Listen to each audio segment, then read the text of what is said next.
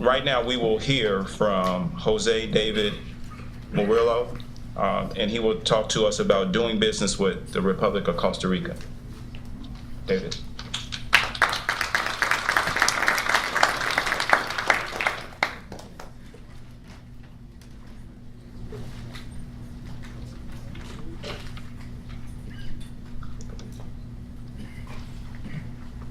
Good morning, all.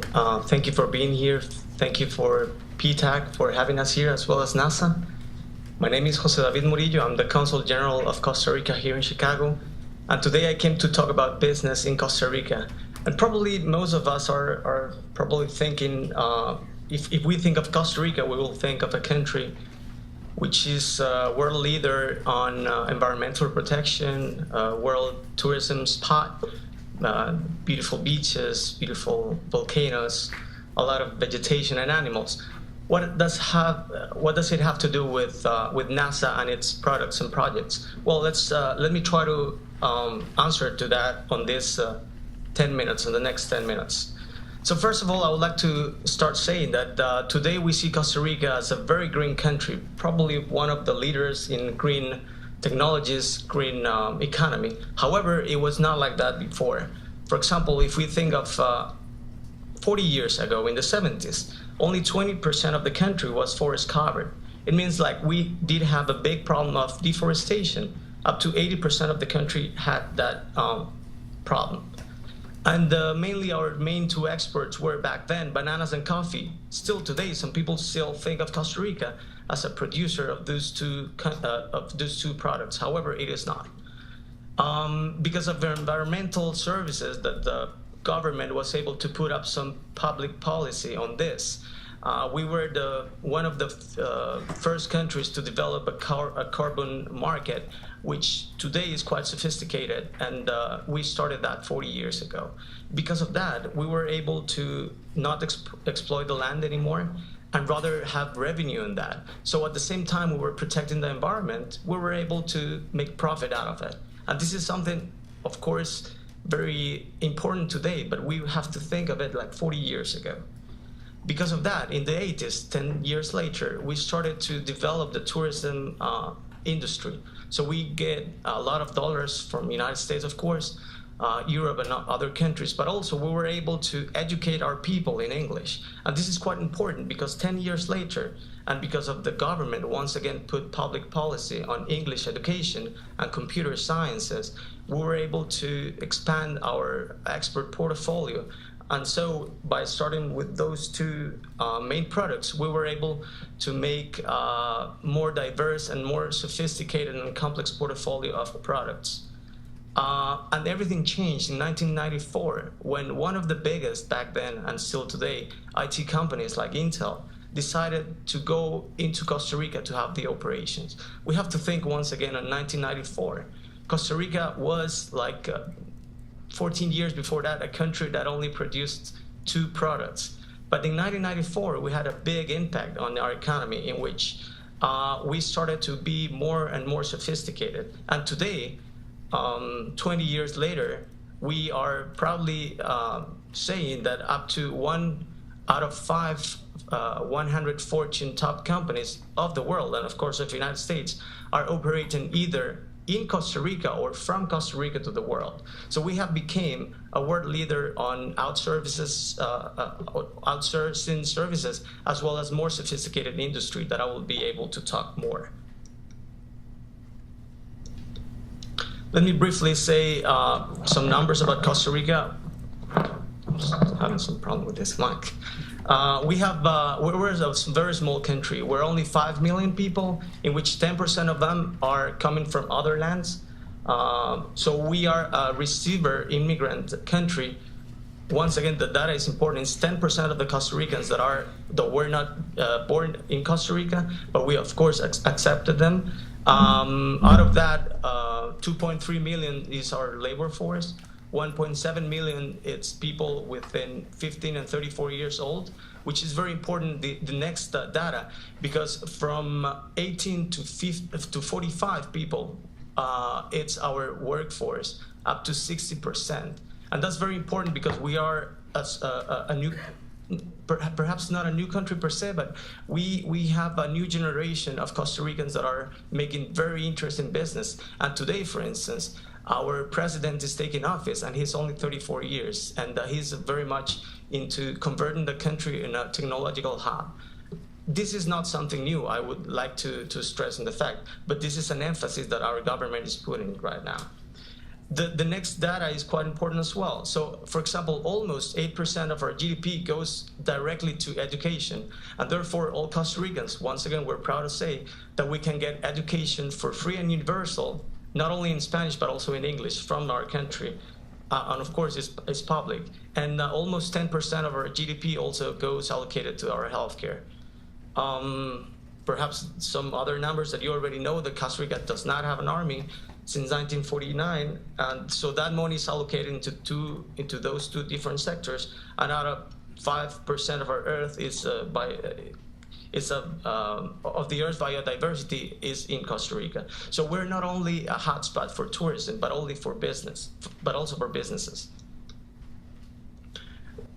Let me talk a little bit of our integrated economy. So from Costa Rica, because of the free trade agreements, we are able to say that your products and services created in Costa Rica will have a preferential access to 2/3 of the world. So of course we have free trade agreements with America, with Canada, with our neighbors in Latin America, but also with the European Union, of course China, Singapore. It does not say on the chart, but also now with Korea. So our economy is quite integrated. So we are seen as a hub in Central America for businesses from the world.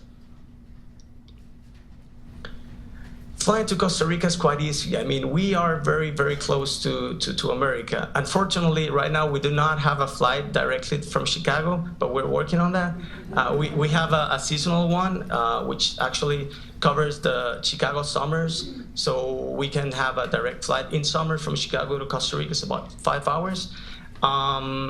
Up to 1,000 flights are operating on a weekly basis from Costa Rica to Chicago, making connectivity quite easy. And for instance, just to make it in a comparison, a flight from Costa Rica to JFK will take a little bit less time than a flight from JFK to Los Angeles. So it's quite easy to get connected to Costa Rica and America. We have 2 international airports that are worldwide. The operation is worldwide standardized. And also, this is quite important, the infrastructure of Costa Rica. So, for example, almost 100% of our electricity, as you can see on the chart, comes today from clean, renewable sources. So we're really big, we're really betting big on this, on the environmental protection issue, because we are aiming to have our economy totally carbon neutral. Also, we have 2 fiber optic submarine cable connections that provide service to the whole country. And also, this is very important, 30 or more than 30 industrial park or business centers. And this is also quite important, as you can see on the map. They are spread throughout the country, and it is important because it's bringing a lot of business and a lot of wealth to the whole population of Costa Rica, as they can get connected to the local economy. They're providing services and products, and from there to the world. Also, it's very important to know that in those centers, we provide benefits and fiscal incentives for our country to be more competitive worldwide. Future thinking, the present. I should have written now, but I wrote the present. According to the World Economic Forum 2016, we are #1 in Latin America in educational system, in innovation, which is quite important regards to this very forum, and also university and industry collaboration on research and development. And let me just stress on the fact that this is quite interesting, because in Costa Rica, as well as you have it in America, but not necessarily in the whole world, the academia is all well united with the private sector to enhance the productivity of the country, to make it more profitable, and then to satisfy the demands of the markets. And we are very compromised and committed on this partnership. High-tech industry. Costa Rica is leader in production process sophistication in Latin America. So just to show some numbers, in a time of 15 years, we doubled our employment on these high-tech industries. Also, in the same amount of time, we doubled the number of companies operating from Costa Rica, as well as the productivity. So, for example, before I was talking about the two main products, like coffee and bananas. And back in 1996, only 4% of our exports were high-tech products. And today, we're proudly saying that it's almost half of our products of export. The same happens with knowledge-intensive industrial export. That back in the 90s, it was only 25%, and today it has increased like 10% more, making it to 35%. As you can see, there is a switch on the trend of our exports from being an agricultural country to be a more sophisticated, to compete on more sophisticated markets. Let me briefly talk about the aerospace cluster. As you can see on the chart, we are exporting to the world, specialized exports, global chain values, export, aerospace is booming. It is quite important because this can tell us how sophisticated the market in Costa Rica is becoming. Of course, at a more competitive price of labor, of products, and so on. So this cluster was founded, as I said before, because of the academia plus the private sector. It was founded in 2014. Today, it comprehends more than 30 companies, and it's providing more than 1,500 direct jobs with the interannual growth of 10%. This is interesting numbers from its beginning in 2014, and one third of the companies have some kind of very sophisticated certifications. For example, the AS9100.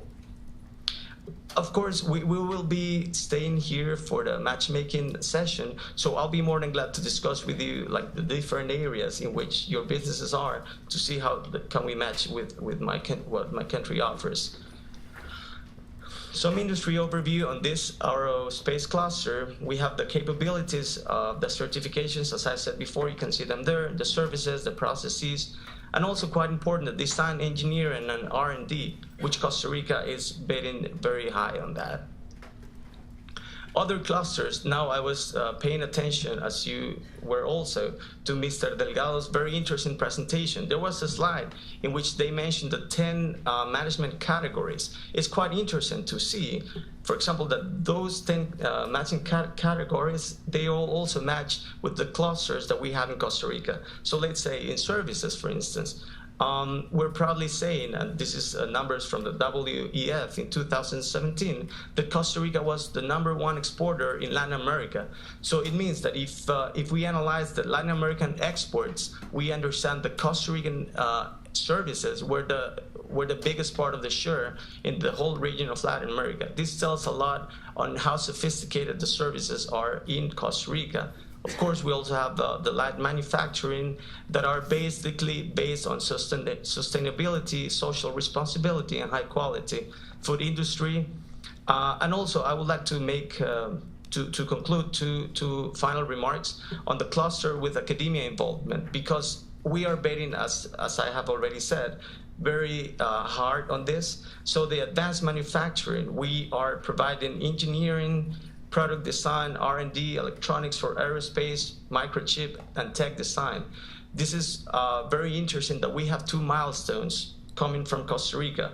One is former Costa Rican astronaut Franklin Chandias, who had his whole career at NASA. He retired and then he went back to Costa Rica to open a business on making the technology of plasma propulsion for the rockets. And from there, Costa Rica is trying to implement and study how to make that happen and to sell it to the world. The other one, which is perhaps not as big as it is for Costa Ricans, as I mean, perhaps it's not for you as it is as Costa Ricans. As important is that we, on last April the 1st, we were able to launch the first satellite made in Costa Rica completely, and of course that tells how sophisticated once again the industry is becoming.